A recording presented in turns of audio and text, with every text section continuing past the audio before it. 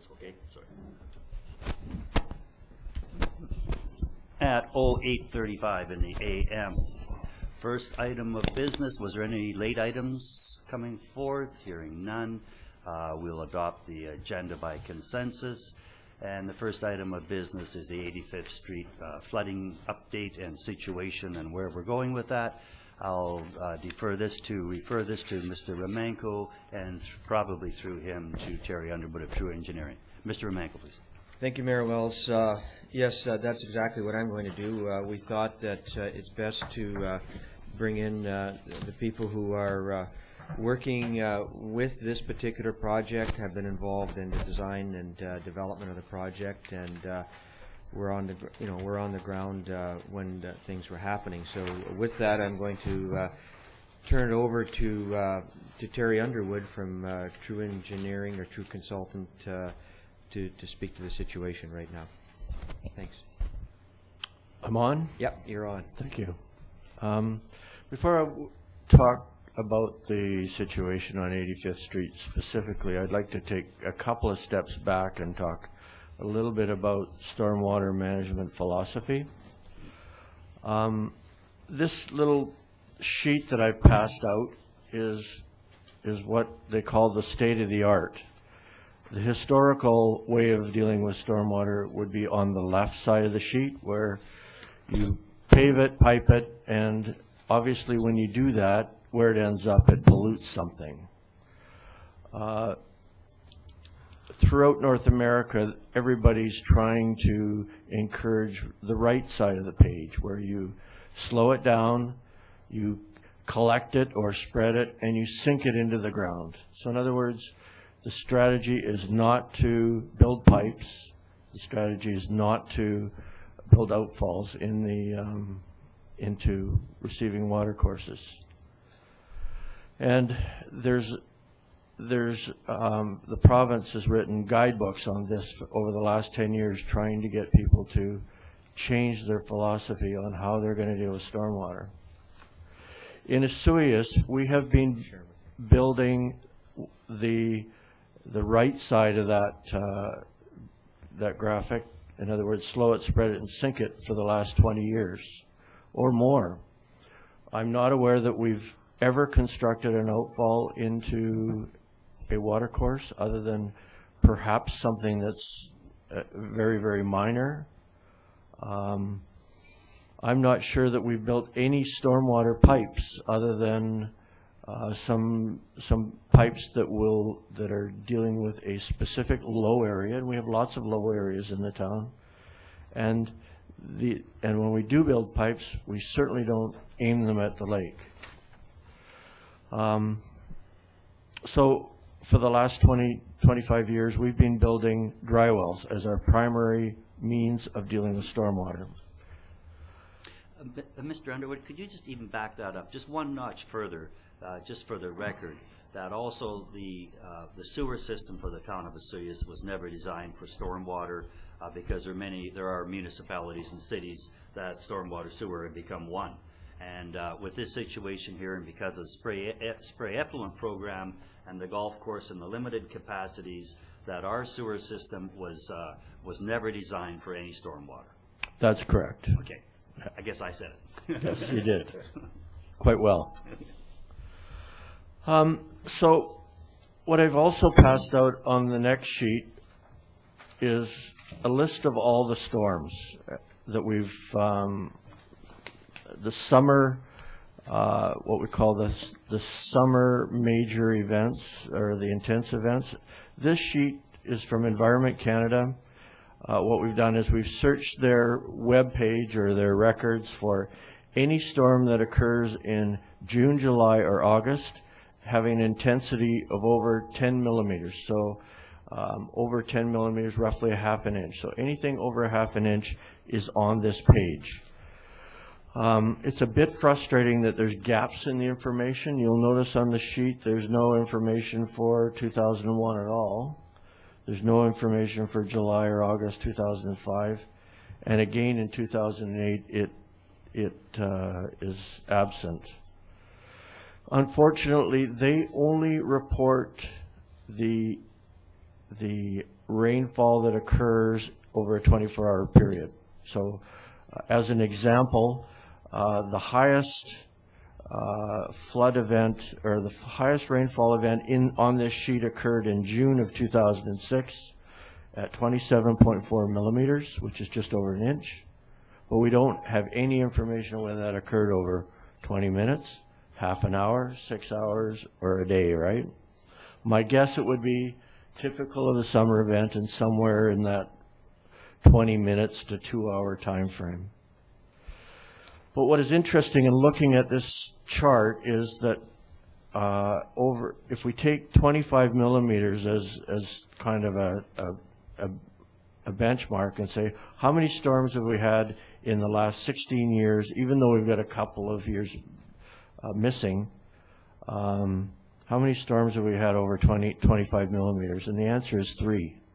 We had 1 in 2006 in June, and we've had 2 in the last 3 weeks.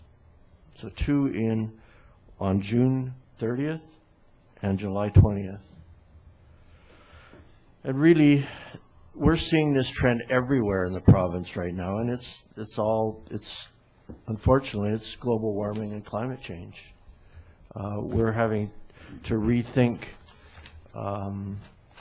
how we're going to deal with these high intensity events, because we're going to get bigger and more frequent events. As a way to kind of illustrate the trend again, is I've included a sheet of a report I wrote in, it was in 1998. And in 1998, there was a flood of a rainfall event of 19.2 millimeters in 60 minutes. And there was some significant flooding and issues associated with that storm. And on behalf for the insurance, I think it was for MIA, I can't remember exactly. They wanted to know where that rainfall fit in terms of the probability of return. And in 1998, 16.2 or 19.2 millimeters in 60 minutes was basically had a return period of somewhere between 10 and 25 years. So a storm like that would happen once on average, right? Once every 20 years, from a statistics point of view. Just for kind of information, I put the July 20th storm on this graph. It's penciled in.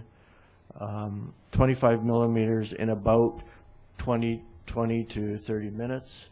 You can see where it would fit on the graph. It's off the scale in terms of the probability of return in relation to the data we had and we're using up to 1998.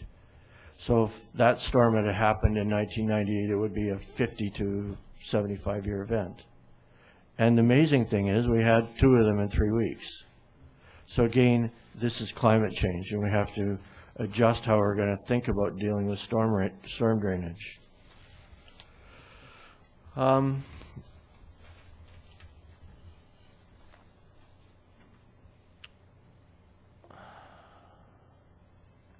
Our whole system of dry wells and catch basins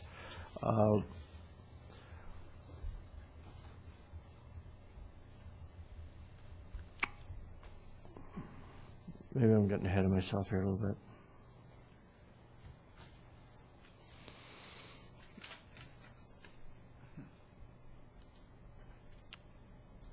Okay, I'll speak specifically as it relates to 85th Street now. 85th Street is basically has been a drainage problem area ever since I've had been able to work for the town. It was a problem in 1974 when I started doing consulting work for the town, and every couple of years there was an event that resulted in some flooding in that neighborhood. The town traditionally would go into that area and build more dry wells or build more perforated pipe with the objective of trying to provide more and more capacity to infiltrate the stormwater into the ground. So to the fall of 2011, as shown on that sheet I've got in front of you, all the existing works are shaded in that yellow color. To the fall of 2011, we had basically we're talking about a short block length. We have 13 catch basins and 5 dry wells and several hundred meters of perforated pipe. And these facilities have evolved over the years as more and more rainfall events were occurred. What we have done in 2011, or 2011, 2012, is the new works are shown in orange. What we have done is left everything that was there. So nothing was removed other than the pump. So up to last fall, there was a pump that was 2 to 3 horsepower, I think, Ron? Yeah. Somewhere in the 2 to 3 horsepower, something you would buy at a hardware store kind of a thing, in a manhole, and it pumped through a 4-inch line up to Main Street where it discharged into the Main Street storm drainage. In 2011, 2012, we constructed piping to the old lift station that was down in that neighborhood, and we have 15 horsepower worth of pumps that now pump from that lift station up to Main Street. We also built that long orange line that goes the full width of the page is a new pipeline up to Main Street, because the old 4-inch line wouldn't handle the capacity of the 15 horsepower sewage pumps that we're now using for storm drainage. What's that size? It's an 8-inch. 8-inch, okay. Correct. And do we see that on the map anywhere? Size? Yeah. Oh, I think if you studied the fine print, it's probably in there somewhere. So it's key, except for the pump replacement, the only thing we've done in that neighborhood is to put bigger pumps in. Now, the problem is with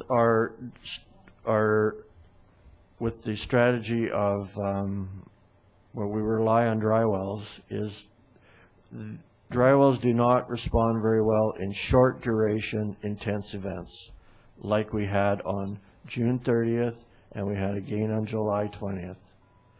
Had that 25 millimeters of rain that we received on those 2 dates roughly occurred over 24 hours, there wouldn't have been probably a drop of water in there. Had it occurred in 6 hours, probably wouldn't be a drop of water down there.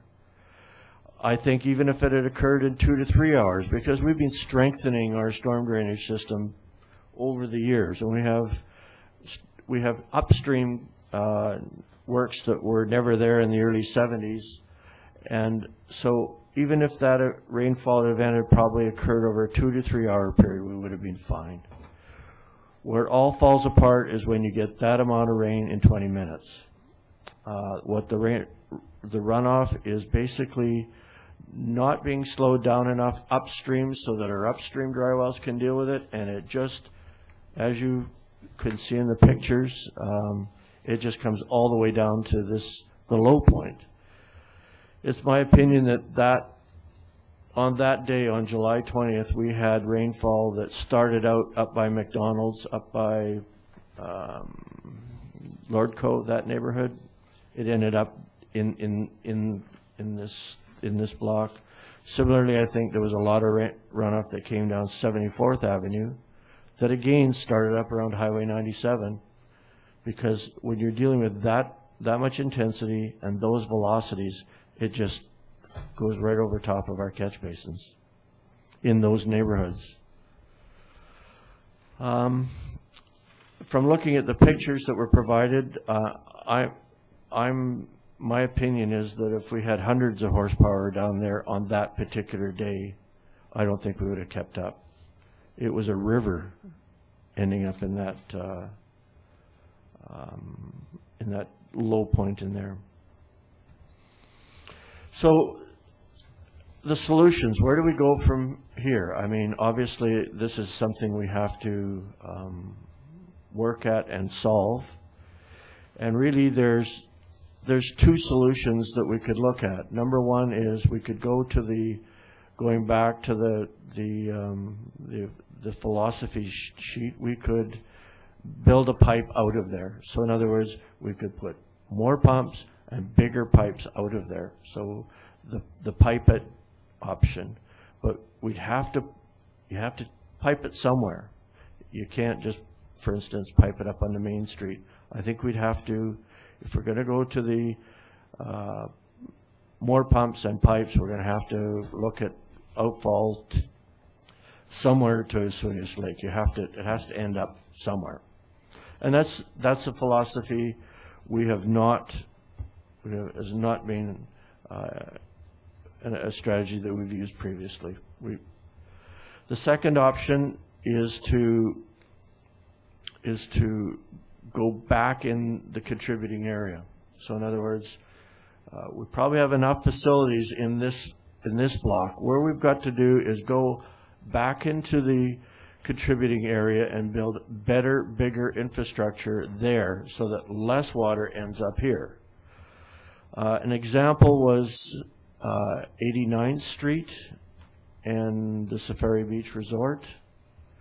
That was a historical problem that was similar to this, and it just never, ever, it was continuous. Every time there was a major rainfall event, the Safari Beach Resort was flooded out. And you can visualize that in that parking area down in the bottom there is kind of, there's no outlet, right? If water gets in there, it ponds. And so we were working with the Strata Council or whoever, the ownership group there, and said the only way to solve it is to keep it from going down in your parking area. So in other words, we would keep it on 89th Street. To keep it on 89th Street, we would have to rework Oleander where it joins 89th Street. The problem with that was then they couldn't get their boats and boat trailers in that southern access off of Oleander. So they said that won't work. So if you look carefully, if you look on 89th Street, just above it, there are two major dry well systems. There's one there, you'll see it's a little dent in the curb, and there's 4 catch basins there, side inlet, like right beside each other. Like they're only 2 feet apart. And if you look further up on, I think it's Hummingbird, is it, Ron? What's the next street up? I think it's Hummingbird. No, it's not Hummingbird. Dogwood, sorry. If you look at Dogwood, that intersection again, there is some major dry wells and catch basins there. The strategy was we will intercept it before it gets to the Safari Beach Resort. And Touchwood, it's my understanding that that's worked. We haven't had any complaints from that, from the Safari Beach people since that was built 10 years ago. So hopefully, in my opinion, that represents a more acceptable solution than building bigger pipes out of this neighborhood. So taking that strategy, we would be building major dry wells on the streets that contribute to this drainage problem in the bottom. That would be on 74th. We're going to have to do something on Main Street. I'm sure that Main Street was a major contributing factor to this. If I may, I was there for both events. When on the 30th, the July 20th event, I came up Main Street and turned left at Francis's, and going down between Francis's and Renee the Locksmith, it was a raging torrent of a river. A lot of it coming down Main Street and just sweeping down 85th. Yep. I was absolutely shocked at the amount of water that was there. I expected 74th and some of the others.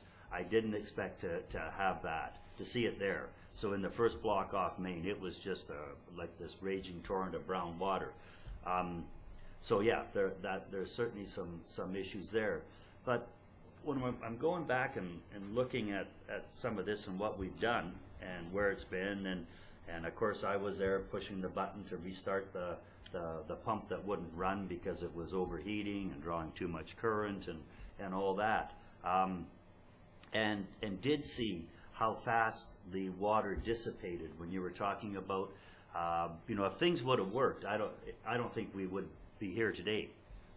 If those pumps and the design for that system would have worked, but when they weren't working, the new 15 horsepower's worth of well, one of them wasn't wired, okay, because it's still faulty from Keldon Electric. It wasn't wired, and the other one was limiting out. You had to push the reset button every 2 minutes. And of course, when the town employee got there, it wasn't going. So when you're trying to come back, when you're already, I would say underground, but in this case, when you're already underwater, there's not much. There wasn't much hope for that day. That's for sure. And I think you know, and it's untested. And the unfortunate part is, the only test for this is the reality of it happening. And the folks down there are, I don't think they can take it anymore mentally to know that when there's a clap of thunder, is this the next go around? And I think that's our concern. Like, they're battle scarred, they're worn out, they're exhausted, and they're fearful, and I think that's the issue. In the short term, I mean, yeah. I like everything that you're saying, but you know, given, I think the system, given a fair chance, it has the ability. But of course, when we're into climate change and the workshops that are out there on climate change, and I attended one in Kelowna here just 3 weeks ago or a month ago, and the key speaker was the Insurance Bureau of Canada underwriter. And he's saying we're doubling all our premiums on water damage, both flood and wind-blown water damage, roofs, everything. The storm model out there is well, it's brand new, and any norms that we have when you look at these norms as we approach climate change now, this is just out the window. Exactly. That is absolutely meaningless where we're going to get you. Yesterday in the print media, when they had Greenland out there, and they showed the whole Greenland melted. The whole ice cap actually was melting. Sorry, it probably is frozen again by now, or froze at night. But the whole thing had melted. The highest points, the lowest points. And I guess what I'm saying is, we don't really know what's coming next. And I think we have to really pick this off, and these folks down here, this would be like living in Beirut, you know, a clap of thunder and turn on the sump pumps, and we sure have to do something for these people, and the longer term, that Main Street issue, absolutely. I think half of that stuff came off of Main Street. Oh, I agree with you. And we have to, I mean, we're going to have to, even though we haven't, it's not our preferred choice, but how can you build dry wells on Main Street, right? I mean, that's not possible. So we're going to have to go into Main Street and start from the intersection of Park Place and build a bigger pipe back, so that far better to have that to deal with it through our treatment and our retention system down at Watermark than to deal with it on the ground here, right? I mean, it's... Which brings forward a question, Terry. What is the capacity, when we did that system that was so neat, where we put the storm scepter in and removing the hydrocarbons that come down off Main Street and did all that and put that perf pipe for X number of feet down where Watermark is, what is the capacity of that? That system has got a capacity of approximately a 2-year event. So in other words, unless you have a rainfall event of more than about I'd have to check my number, but somewhere around 8 millimeters. Okay. So anything up to 8 millimeters, we're good to go. Okay. But, so if you have a rainfall event of 10, that doesn't mean that all 10 goes to the lake. 8 still goes through the system, and the 2 then jumps the weir and goes to the lake directly. Okay. What we're going to have to, in my mind, looking at the photos and confirmed by your observations, we're going to have to deal with Main Street. I mean, it's just, it's the major problem. I'd like to talk a little bit specifically about the pump, if I may. Okay. I guess we've taken somewhat of a unique approach there, where we have a lift station that was installed at that intersection in 1966. So it's 34 plus 12, it's 46 years old. And normally when a lift station reaches the end of its service life, what you do is you fill it full of concrete and carry on, right? So, well, in this case, because it was so close to an area where we've had historical stormwater problems, we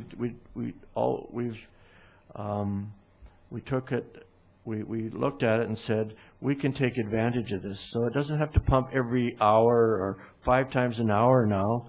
Hopefully it only has to pump like once a week when we have a storm. So it doesn't have to, the use of it is going to be significantly reduced. And so we thought it makes logical sense to use it as a stormwater pumping station. If we had to go build a new stormwater pump station down there, you're probably talking $200,000. So it has a huge value. One of the problems is that it's 46 years old and there's not much records of what was put in there in terms of impeller size on the pump. So to really be able to understand what you've got, you have to wait till you take it out of service, which is what we did. So we didn't have that out of service until I think it was middle of June-ish, something like that. But of course we had to, we didn't want to take it out of service and then wait 9 months to put it into service as a stormwater pump station. So we took an educated guess in January of this year when we ordered new motors for it, because we had to change the voltage from 480 volts to 600. So we had to go back to the manufacturer and say, okay, and we thought to ourselves, well, we either need 7.5 horse, which is there now, or we need 10. And so we made an educated guess at 7.5, and as it turns out, when you finally take it apart in mid-June, guess what? We have 10 horsepower impellers there. That's the reason why it was going out on overload. And you can't really understand that until you test it, right? As you said before. And testing it for 1 minute, it doesn't do you very much good. It has to run for a period of time. So we now have it set with the valve. So we've imposed a little bit of head on it by closing the gate valves a little bit. So the pump station is now fully operational on automatic. It pumps 750 gallons a minute with 2 pumps on, compared to about 50 to 70 gallons a minute with the old one. So it's a 10-fold increase. We actually this week ran water into it and made the electrician. So it's on automatic. It's fine. You pointed out earlier on, I mean, when the chips are down and the water's rising, you need people to kind of rise to the occasion. And our electrical contractor, who has been working on it, has been very frustrating to deal with, extremely frustrating. So frustrating that we're going to have some discussions about certain individuals from that firm ever working for the town again.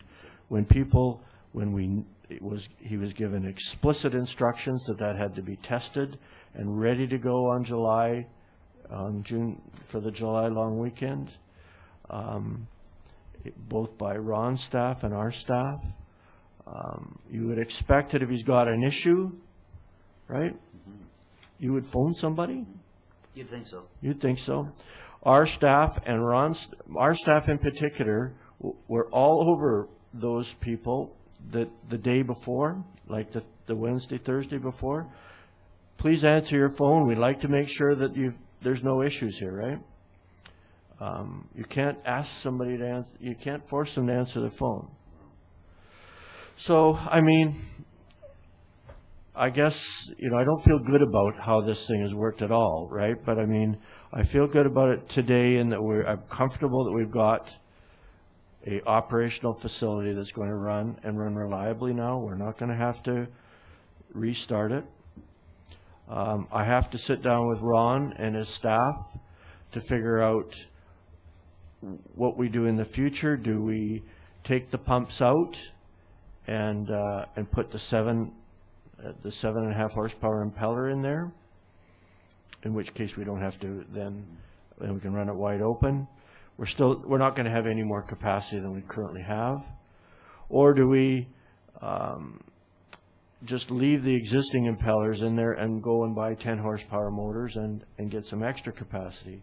My worry is that there's no capacity in the Main Street storm for more horsepower down there, and we just would pump it up there and it's just going to run back at you. So we have a bigger problem, but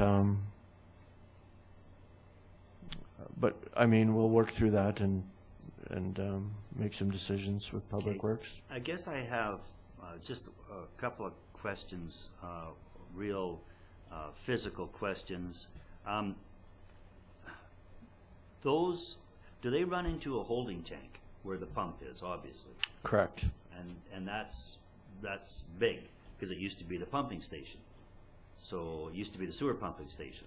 Do they go into that tank and then we pump out of there? Correct. Okay, so that's quite a bit of capacity.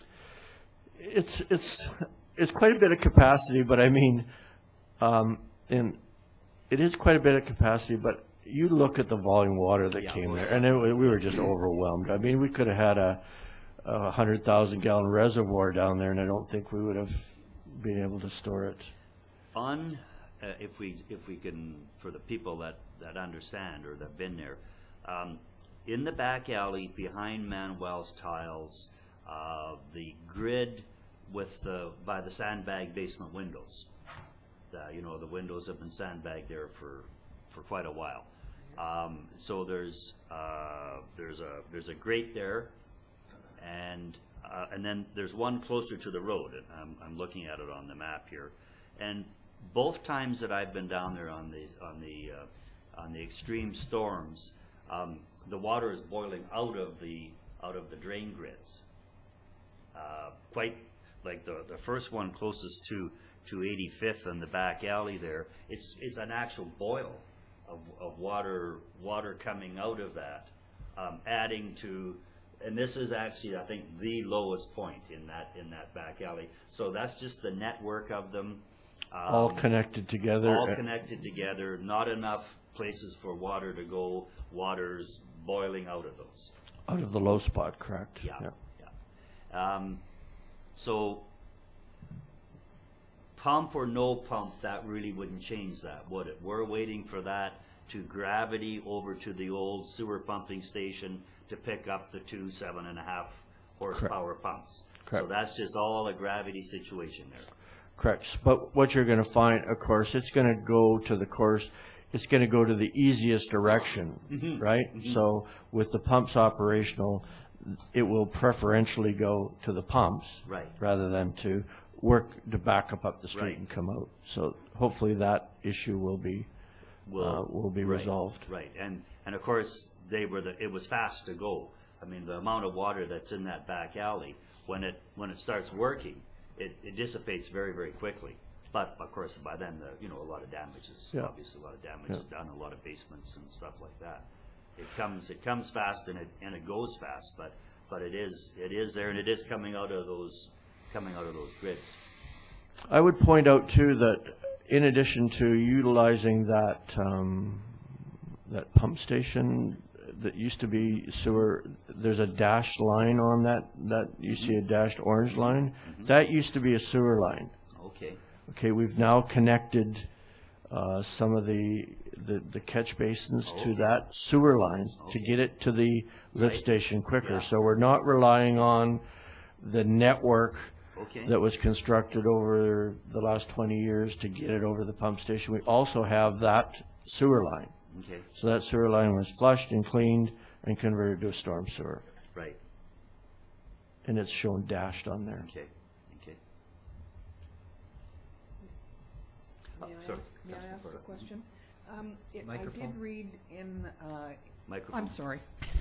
I did read in the paper and in having a look at this that the residents down there were concerned about the height of the roadbed and the fact that the water seemed to be able to get down onto their property more easily. Can you comment on that, please? There was perhaps a couple of minor changes where there's grading, but grading changes in terms of the road getting a little wider, I think. But my staff advised me that the elevations are basically the same as what they used to be.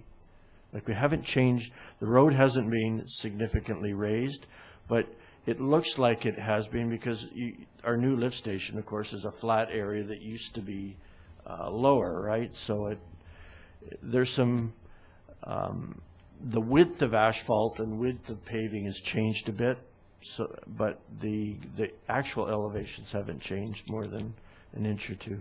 So curbs on the side, would that have any bearing on the flow of the water? We could. I mean, we're working with Public Works all the time to see what we can do to improve the situation. And I think we're going to look at some curbs there to again channel it towards the catch basins rather than allowing it to puddle and go off the side of the road. So those we're working on as we speak. There's one of the drain grids there that it just needs a tweak. It's not, the water's going by it.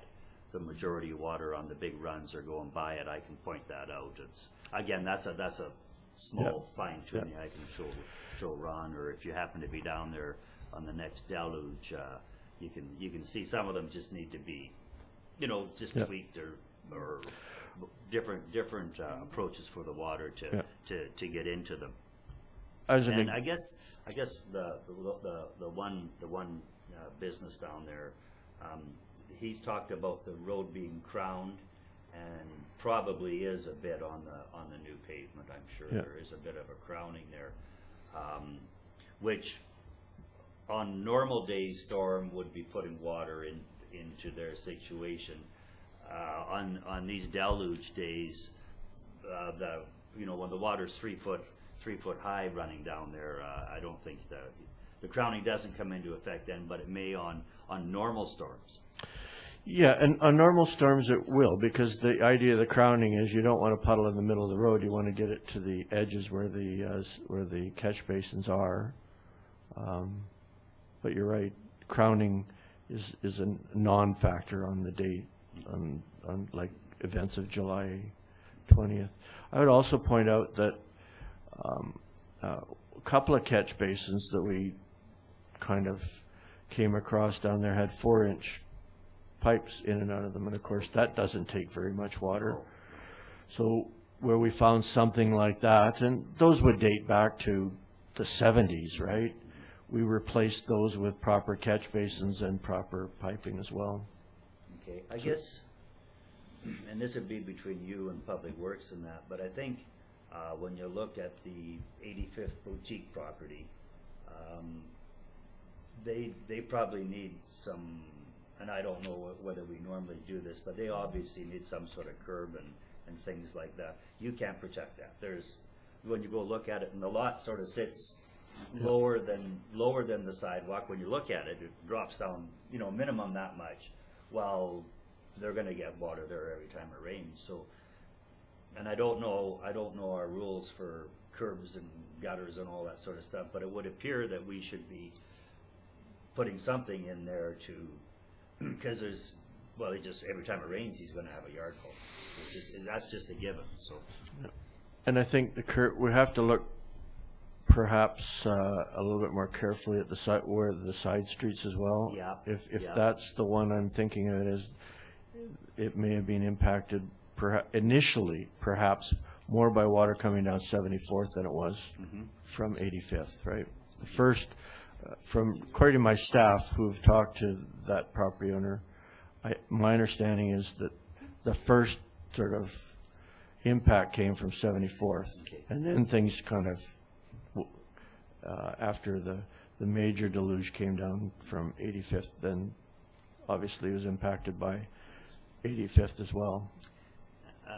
I'm not trying to show my ignorance, but when I look at the grids, so you got a hole this big, and when you actually look at those, they're that thick of steel and everything to withstand all the traffic, but when you look at those grids, there's more steel than there is air. Is that a standard? Do you have more? It's probably the pipe capacity is already full rather than the size of the holes in the grid. Yeah, I think this is probably the largest concentration of catch basins, anywhere in town, and probably if you go and look at other towns as well, you won't see a concentration of catch basins like this one. I don't think it's catch basin capacity the problem, right? Okay. The capacity is just once we've got it in the system, we have to get it out, right, at the present time. And if we can deal with that by having our pumps operate reliably and catching more of it before it gets there, that's the strategy. Okay. So I'd far rather see us build more catch basins, for instance, higher up on 74th Avenue. And please go look at that facility that's on at Oleander and 89th, and that's you look at those, and those catch basins not only have the standard grid in the curb surface, right, but they have the side inlet style too, right? Okay. When I was in California in the desert this last winter in La Quinta, it was amazing the infrastructure they had to remove their flash flood downpour deluge waters, and it was just amazing. Those side curbs are, well, you can crawl into them. Yeah. I mean, they had great big grids on them, and that keeping, I think you could get a small horse going down some of them there when you're looking at the amount of water that comes down. So, and I hope that Main Street, again, it was amazing what can come down there, and maybe we can start looking at that, because I think we just have to, this has to sort of get into a priority situation. I've had some not sort of pleasant thoughts that this was going to be before we do anything else, but I think we really have to start moving this forward, and particularly with climate change and the unknowns coming. Holy, it's just it's going to be, when you look at the southern United States, 27 states, and that drought situation, and all the changes that are happening out there, and we're never going to catch it all. I think there is still going to be. I mean, as that 100-year storm became the 50, 20, 10, 2. Now we have 2 of them in 1 year, and that used to be the old 100-year storm. So I guess my question is, what is the 100-year storm today? Start building the ark. Well, and this is something that's frustrating to me as an engineer, in that I can go to Penticton and Kelowna and I get hourly or by the minute data from Environment Canada. So, and you can make logical decisions when you know exactly, how much rain you got over what period of time. Here the best I can do off of the information I get off the web is daily. I understand that there's somebody out there, we think, and the person might be in Montreal, who can give us the hourly readings for that date, right? And really what we're doing is we're relying on somewhat anecdotal information, and I'm not saying it's wrong, but I mean, everybody's telling me that on July 20th, we had that much rain in 20 to 30 minutes. And of course, what's interesting or maybe shocking is when we had the 25 millimeters in 20 minutes, Penticton had 7 millimeters, so any data you're getting from there Exactly. is absolutely useless. Yeah. Councillor Rhodes? Thank you, Mr. Mayor. So I'd like to, I think we've missed one statistic. We had a significant downpour on July 1st as well that I don't see in that data. Very centralized downtown. It was probably the worst of the three of them, and I don't even see that on there. Maybe it missed the statistics because I know it was very much localized in the downtown area. Talking to some residents further south, didn't even rain down there. It was probably the start of the really bad three, so we may have had three in a short period of time. I can remember being downtown, and it was as intense as the one on the 20th, if not more so, and had hail in it. Yeah. Would that be the 30th one, Councillor Rhodes? Definitely. With a miss, a day out? Definitely, no, definitely not a miss. It was definitely July 1st. But, no, I know that. Well, I don't know. I mean, But how would I know? was there because they have a significant one on June the 30th. There was a significant rainstorm that day too. There was two there then. So the 30th was out of sorts, and then also July 1st then. Yeah. Okay. So I wanted to, just not to keep going over the same subject again, the road crowning on 85th. I think it's very, very important to understand that little bit that it raised up, I'm not sure you did comment that perhaps it was, has turned flooding in those yards on insignificant rainfalls. It's important to know that even on major rainfalls, the distribution or the flowing of the water into those yards and those areas is now occurring and did not occur in the past. Okay, I guess. There's no answer to it, I understand. I thought it was important that you should know No, that at this time. and that's an important, important point. I think what we're going to have to do is to go down there with a water truck, dump 1,000 gallons on the road, and watch where it goes. And we certainly have the ability to add curbs to channel it. Yeah. I think you could ask the residents of that area rather than a demonstration. It really is, you know, like I don't know anything about rainfalls and volumes and all that kind of stuff. When it rained, like on normal rainfall, it makes your grass grow and your plants grow. There was no flooding in those. There was down on the lower part. Now the upper part, like on the west side of 85th, is flooding even in minor downpours and that type of thing. Okay.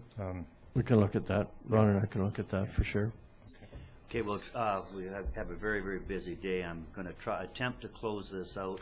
I'd like to have, I'll give you an opportunity to the fellow here from 85th Boutique, from Brent here. If you'd like to, just if you have a comment to make, I'm inviting you to make that comment. Real simple, it's broken, fix it. Yeah. And I think as CJ said, you know, it's worse now. And Okay. it's a crowning that does it. Before the road was flat and it went to the lowest spot. Now you guys have crowned it, that pushes it over my sidewalk. And that's why my flooding's so bad. Before the road, and I understand you have crowning, engineering wise it makes sense.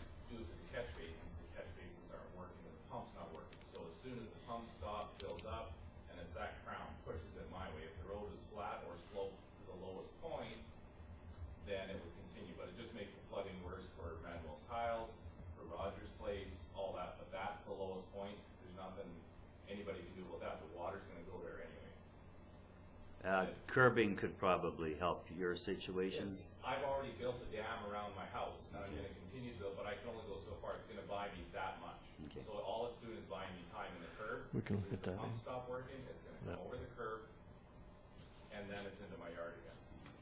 So I don't know, and what do you do with all the sand, and you're talking catch basins on 74th, they're all sand mediums. Like, are you gonna, that's where, like, you say you're gonna do this, but physically how you do that, because of all the things and all that sand washes down, and that's probably filling the pumps again. Our catch basins were full of sand and silt to the pipes, Okay. because it all washes off the side street. Sure. same as down 74th from like Shopping Drive to my parking lot. Okay. I know it's a big problem, but it's. Okay, well, you certainly have the years of, I know it's gotten worse. okay, It's gotten worse. okay. Thank you for your comments. Okay.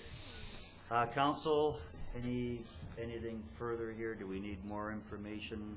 So, the direction we're going in, Mr. Underwood, please. With the direction going forward would be to work with Public Works, look at developing a plan to upgrade the storm sewer on Main Street, and that's obviously going to have some implications to the Ministry of Highways. They're not going to like the fact that we're going to have to trench up Main Street, but I mean, what are you going to do? And then we're going to have to work with Public Works and identify exactly where we can get the biggest benefit by building upstream major works comparable to what we've got on 89th Street over at Oleander. And we're going to have to pick spots where and it's been pointed out very appropriately, there's no point in building a major dry well facility if it's going to fill with sand and gravel, right? So it has to be in an area where we can assure ourselves that we're dealing with clean water, well, clean water from the perspective of no sand and gravel in it, right? Dirty water's fine. Right.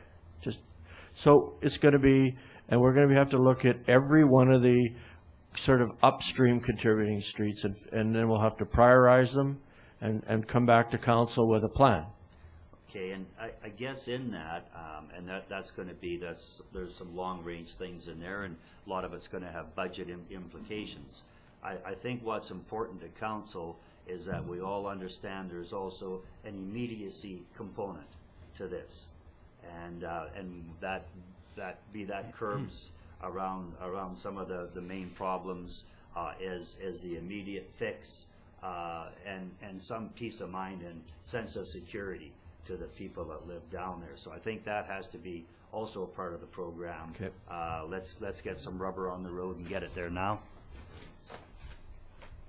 Mr. Doucette? Just one comment. This is not the only place. I'm surprised the audience wasn't full, because we had other places that are just as bad as this, and we have to consider those as well. Okay, and the fair comment. This is the one that's up front and center, and it has all the attention. I know there are other places that also are. There's the Gallus. I think there's one in there, and there's a few around that are sort of. Yeah, the list goes on. Yeah. Okay, council, anything further? Councillor Ryan? Thank you, Mr. Mayor. I just want some reassurance. I know that we talked about the pumps, and we talked about the capacity of the pipes from the pumps and so on, but are we assured that the pumps that have been installed are connected, that they will work, even though they may not push enough water out, but they are operational now fully? Yes.